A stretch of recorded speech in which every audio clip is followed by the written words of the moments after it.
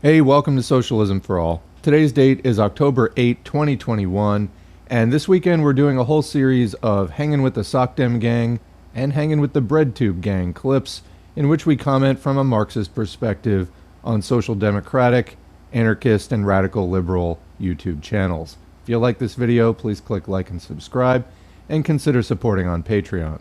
There's a link to Patreon in the video description. So, in this particular video, we are going to take a look at a David Dole Rational National video titled Bernie Takes a Steel Chair to Joe Manchin's Obstructionism.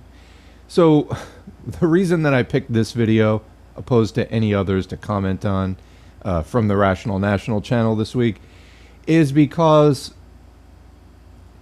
progressives, it seems to me, anytime Bernie Sanders does something that they like, start to massively overstate, the positive impact of it, or also they start to massively overstate Bernie's radicalism to a level that is kind of absurd to me. I mean, I saw something going around where Bernie refused to, in a signed statement, which I guess he was asked to sign, he refused to condemn protesters following Kirsten Sinema into the bathroom when they were rightfully hounding her about the things that she is failing to do for people.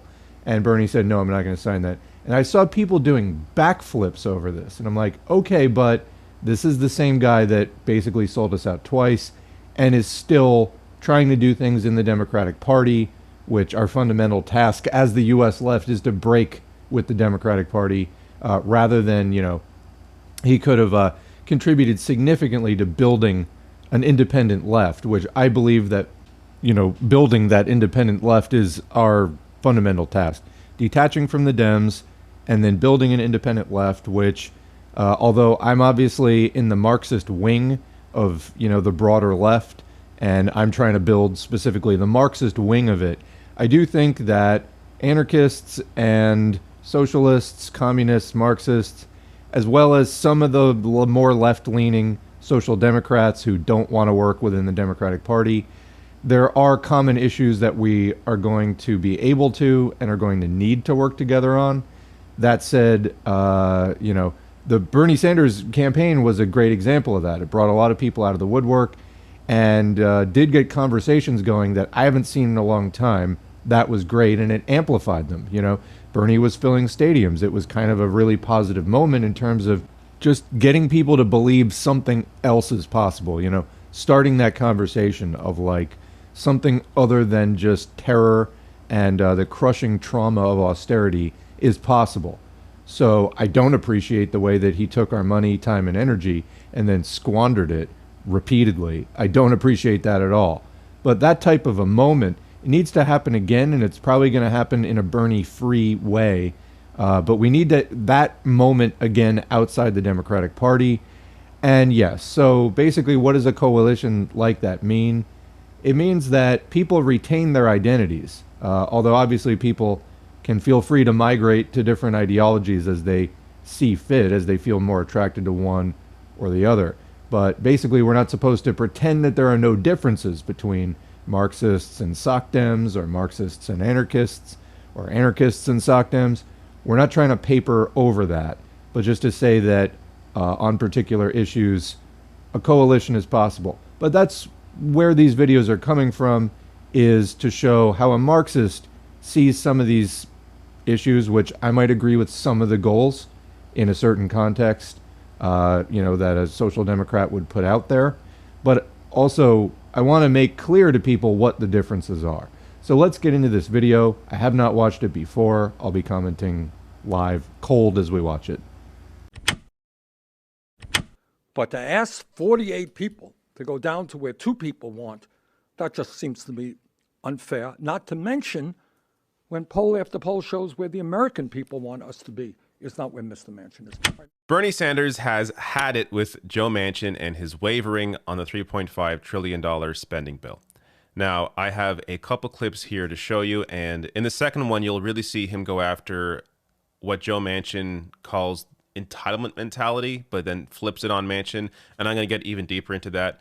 But first here, let's go to this clip that I think perfectly encapsulates how the mainstream press has failed, even in their good coverage of this topic, has failed to properly frame the debate around this budget bill. But Bernie Sanders here does a great job at reframing this discussion. We got 48 senators who support $3.5 trillion. We got 2 who do not. Now, to be very honest with you, as I think all of you know, I believe that our current healthcare system is totally dysfunctional. And I strongly, strongly believe in a Medicare for All single-payer program. I could, in 5 minutes, go to Chuck Schumer, Senate Majority Leader, and say, Chuck, I can't support this bill unless you have a Medicare for All provision in there. But I'm not going to do that because I know, I don't know how many, maybe half the members of the caucus, a third of the members of the caucus support that. It would be irresponsible. So my concern with Mr. Manchin is not so much what his views are. I disagree with him. But it is that it is wrong. It is really not playing fair that 1 or 2 people think that they should be able to stop what 48 members of the Democratic caucus want, what the American people want, what the President of the United States wants. That would be my position.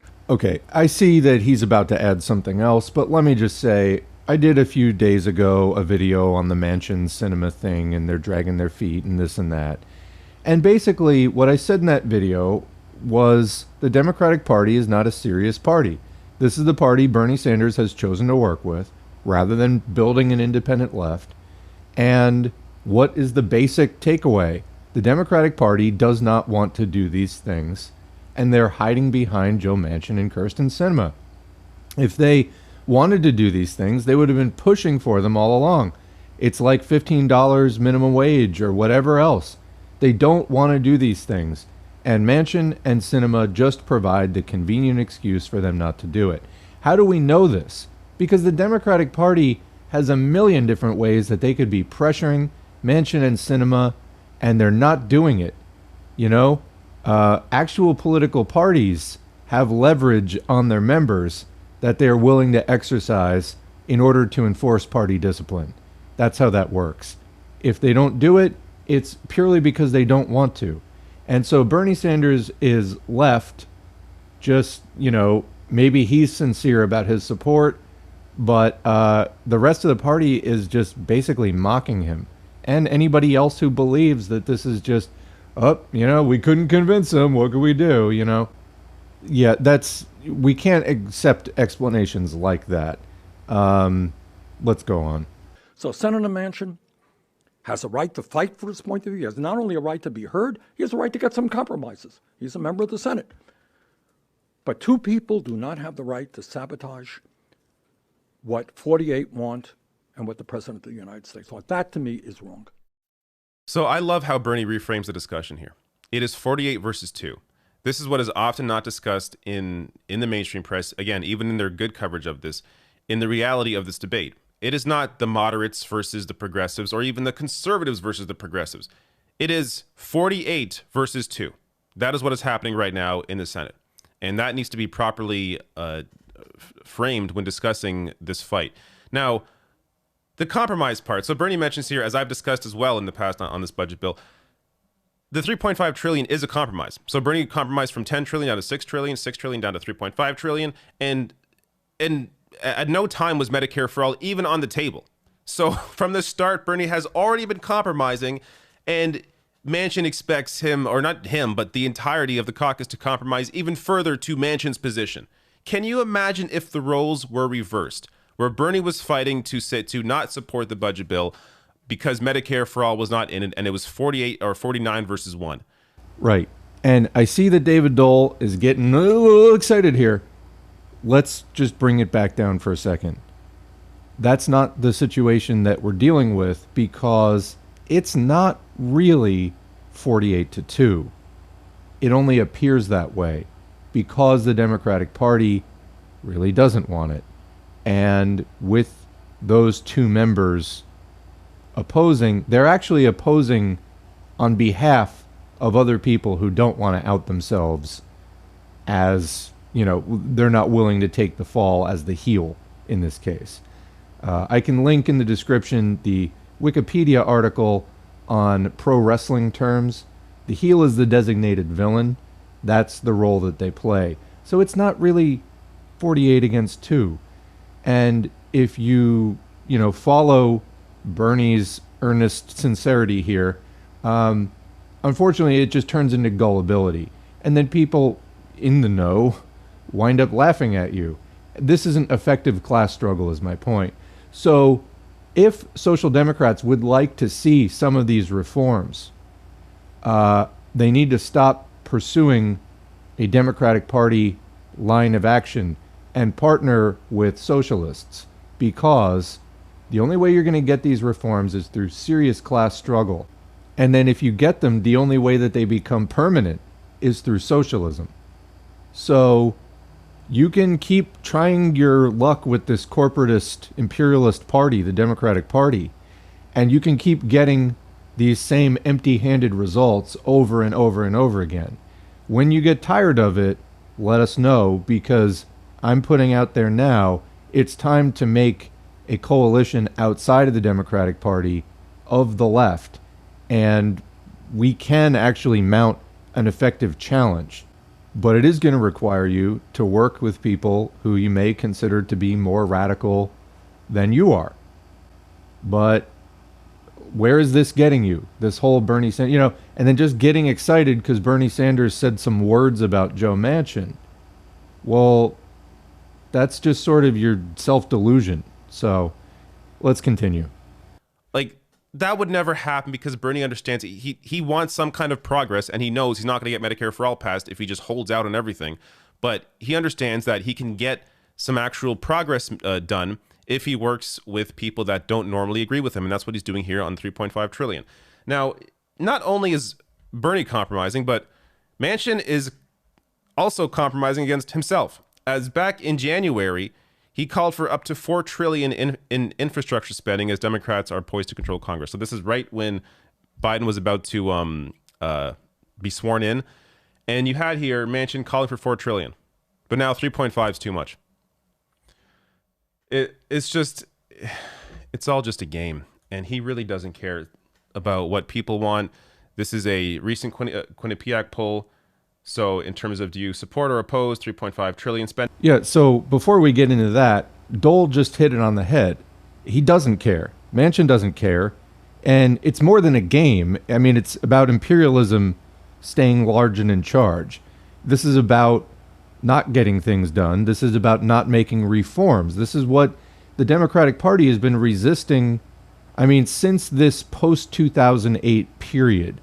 Since the post-crash period, when things started getting really unstable and Occupy Wall Street started making demands, and then it came back on a national scale in the Bernie movement, etc.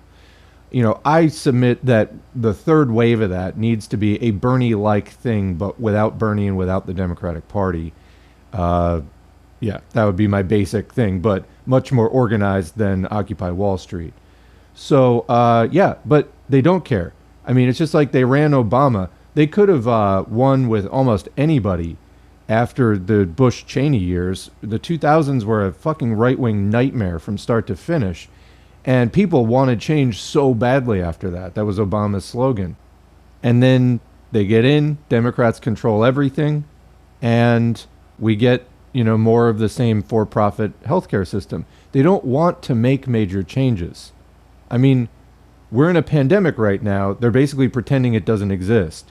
They've stopped the aid to people, which was insufficient to begin with. And we're back to like square one, only now it's the Delta variant and it's much worse. Yes, there's the vaccine, which doesn't give perfect protection. It's good protection. But anyway, yeah, they don't care. That is the correct takeaway. But thinking that, polls are going to influence them. No, these are our enemies, and we need to oppose them, not delude ourselves into thinking that they're going to stop being our enemies. They need to be fought, not appeased or, not pleaded with.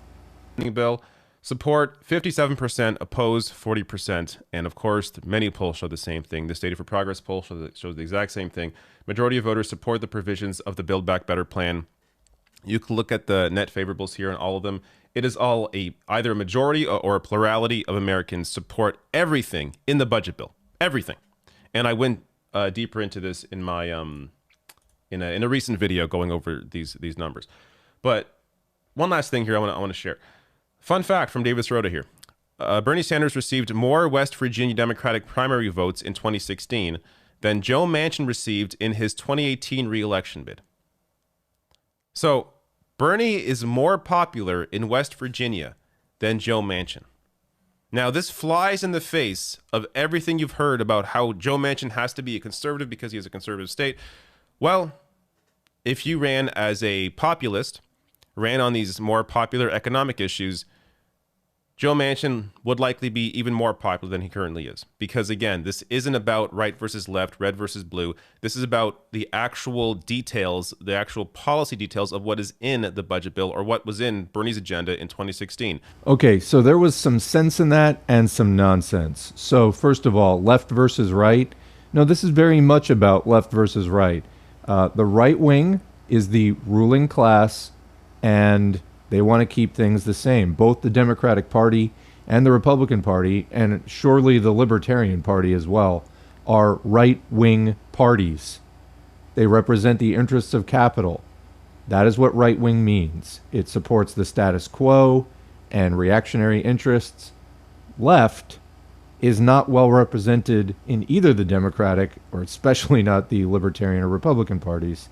Left-wing would be the more egalitarian, for example, socialism, fighting against having a capitalist society where wealth is concentrated in very few hands, etc. Industry is run for private profit, not for human need.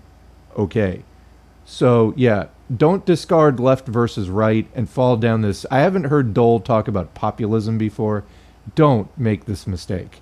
Populism is an anti-Marxist, anti-socialist. Basically, it just keeps you running in circles. It doesn't really challenge power. So, okay, yeah, these things are popular. You know what is less popular, but what actually, in an evidence-based way, in fact, be more effective would be ending the reign of capitalists, changing property laws such that people cannot operate industry on a private for-profit basis, for example. Now, that may not be as popular currently because people have been trained to fear it, or they don't know it, what that means exactly. But if what's popular now is popular, the way you can actually get those things on a permanent basis is through socialism. That's what we teach here at this channel. But falling down this like left and right doesn't mean anything and populism is great, do not do this. Populism is just one of the basest and most easily exploited types of unprincipled political movements or frameworks that you can have. Continuing. Which is, again, going to helping people where they need it, be it Medicare for all, be it free college, be it higher taxes on the wealthy to help pay for certain things. So you have here, Bernie is with the people on the policy issues. You look at polling on any of those, especially economic issues, the vast majority of people, including conservative voters, lean progressive on those issues. But that is often what you will not hear in in mainstream outlets. Now, let me go to the next clip here, which goes to Manchin and this thing he's brought up about how he doesn't want to enable entitlement mentality. All right, before we get to that, I just want to say once again, they're not serious. They don't care. Manchin was initially for the 4 trillion. And then, now that it's even below the 4 trillion, he's still opposed to it. He wants it to be 1.5 trillion. So is Bernie getting the progress? Is this overall working? Or is the Democratic Party making a mockery of these reform efforts? I would submit that they are doing the latter. They are making a mockery of these reform efforts. And our time would be better spent in an independent left coalition. Again, recreating the Bernie Sanders moment, but outside the Democratic Party. That is going to be your basis for actual workers' struggle that is free of corporate control, which the Democratic Party, it's a corporate party. That's what it is. Getting involved with that party means You are working side by side with people who do not share your economic interests. In fact, theirs are diametrically opposed to yours. They're going to fight you every step of the way, and they have the means to do it. And with you being that close to them seeing your plans, that you're sharing with them as if they're your ally, you're just sabotaging yourself. We need an independent left workers movement that is political in nature, as well as doing, mass direct action, mutual aid, etc. But it does need to have a political aspect, and it needs to form an independent challenge of workers figuring problems out for themselves, using the lessons of history and applying them to our present day conditions to solve our problems. This can be done. It's not going to happen within the Democratic Party, no matter what crumbs they may toss you. It's always going to be as, calculated on their part, as limited as they can possibly do, and you're not going to get anything out of them that they don't really want to do. So Bernie tackles this. Now, Senator Manchin, as I understand it, talked about today about not wanting to see our country become an entitlement society. Well, I am not exactly sure what he means by that. Does that mean that we end the $300 direct payments for working class parents, which have cut childhood poverty in this country as a result of the American Rescue Plan in half? Is protecting working families and cutting childhood poverty an entitlement? Does Senator Manchin think we should once again have one of the highest levels of childhood poverty of any major country on earth? But the time is long overdue for him to tell us with specificity, not generalities, we're beyond generalities, with specificity, what he wants and what he does not want, and to explain that to the people of West Virginia and America.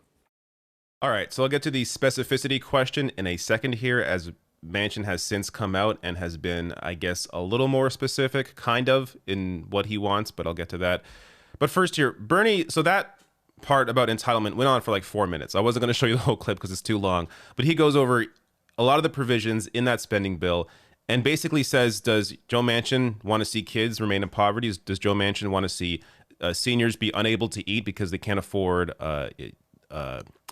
dental, hearing, and vision? And, has that same framing on each of these issues. And again, it's about the framing here. A fantastic way to frame this. Does Joe Manchin not want to help people? Does Joe Manchin want to see people go sick? This is how, because ultimately this is what Joe Manchin is enabling. By him not supporting the spending bill, that means, yes, he wants to see kids in poverty. He wants to see seniors with no teeth, with unable to hear, unable to see. He wants to see young people who can't afford college to be unable to get educated. This is how you properly frame this discussion.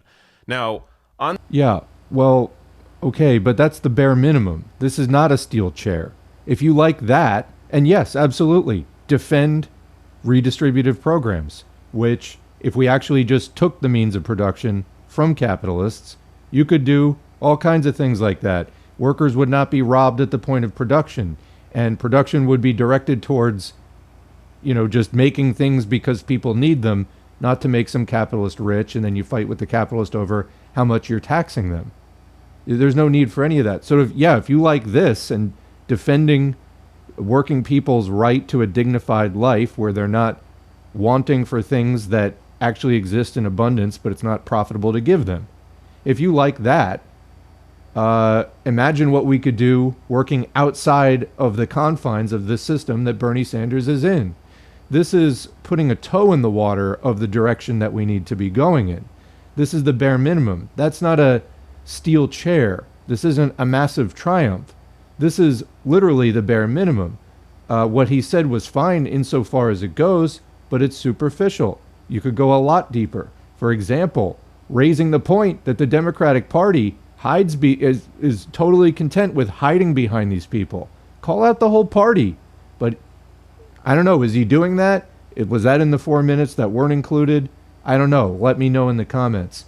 But what I'm seeing here is basically Bernie Sanders, modeling ineffective resistance. And we need to far exceed what's being done here. The entitlement part. So I have a whole video on this. I'm not going to get too deep into it, as deep as I went in that video, but I'll link to that above and below this. But just on some of those points, the idea of Joe Manchin complaining about entitlement mentality when he makes $500,000 a year from one of the dirtiest coal plants in West Virginia just by sitting on his ass. He personally makes, this isn't donations. He makes this money himself. Also, Joe Manchin's dad gave him his first job. Talk about entitlement mentality. Manchin grew up in West Virginia, where his father owned a furniture store, and he attended West Virginia University on a football scholarship. Entitlement mentality. Yeah, no, I wouldn't go down this road because if you look at the history of welfare programs in the United States, there's a strong thread throughout of the notion of the deserving poor versus the undeserving poor. And then beyond that, you know, I mean, the thing about his dad giving him a job, well, people just say he earned that, you know, because his dad took the risk of opening the store and he was successful enough to have an opening for his son and blah, blah, blah. You know, oh, and he earned the scholarship by his athletic ability. So I get the gotcha that he's trying for here. It just ultimately falls flat because people who, you know, already are going to be buying into the idea that, oh, Manchin has a point with these entitlements. They're already going to be convinced that, you know, whatever he does, he earned it somehow. So I just don't think that this is a very effective gotcha at all. But this, as I said in my video on Joe Manchin's entitlement, it's one thing if he grew up with a certain perspective where he came from nothing and, you know, did everything himself, worked his way up. And again, even in those stories, you have people around you that you rely on, and often the system helps you. At least it did back, you know, 50 years ago. But that isn't even the case here. This is a case where Joe Manchin is incredibly entitled, and he's complaining about children getting pulled out of poverty. It is just incredible that anyone in the press takes him seriously. They should be laughing in his face when he makes these points. More here. So yeah, but you're saying that from the point of view of somebody who's already convinced of that, and those people just don't see it that way. Or people in the press, they work for capitalists. I mean, they're not going to do that. Like, they'd get fired if they did that. So anyway, again, just I think not the most effective. Like, yeah, maybe if you already believe that people deserve a decent life, as I also do, then yeah, this is compelling that this guy sits around. But it's not the same type of entitlement. It's, you know, he's on the board of a corporation. People look at that in capitalism as, you know, he did something to get that. You have to go to confront that assumption on a much deeper level rather than just merely lumping it in with entitlements. It's just not going to go over, I think.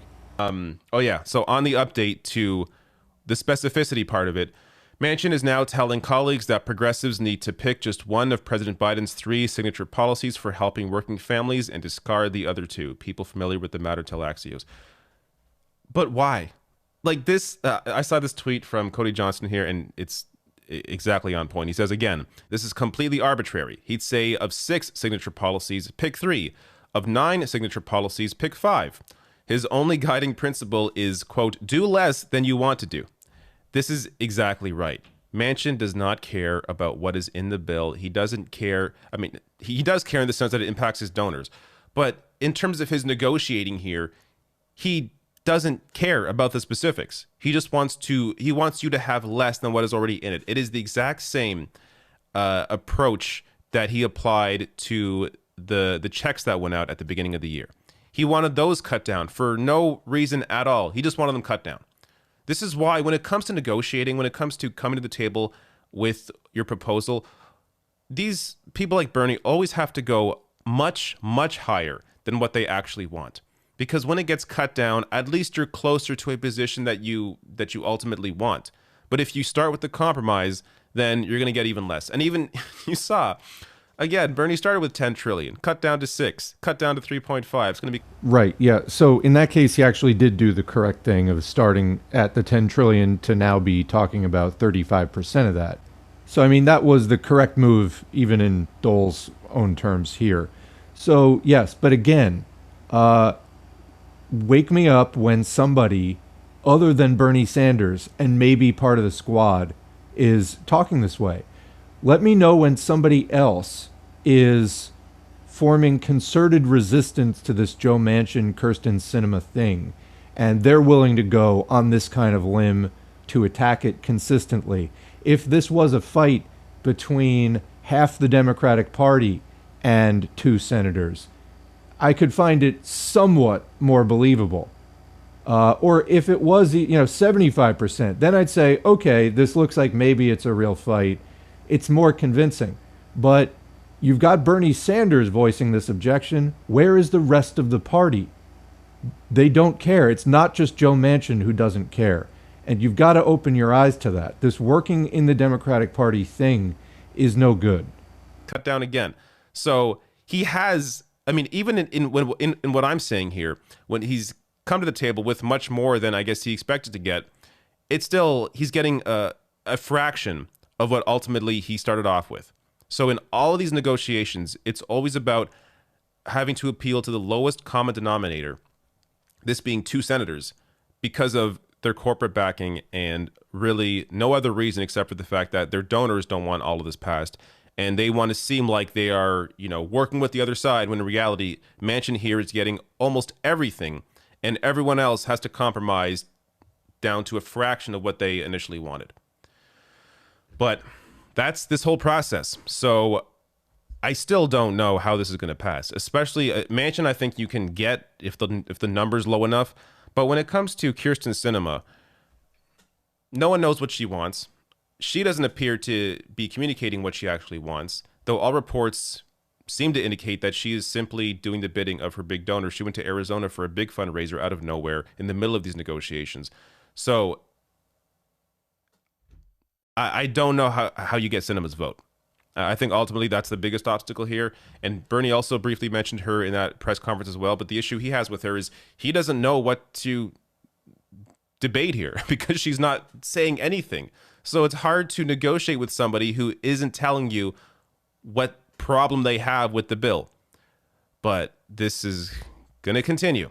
At some point, I imagine a budget bill will pass, but what it will look like at that point, who knows? Okay, yeah. So I've said it before. I'll say it again. A party of millions of members, including thousands of elected representatives, which allows itself to be held hostage by 2 of its members, is a party that wants to be held hostage by 2 of its members. You can't really reach any other sensible conclusion about that. So Bernie has taken his followers down the path of let's work within the Democratic Party, and within the next few years, we're going to see what the results of that are.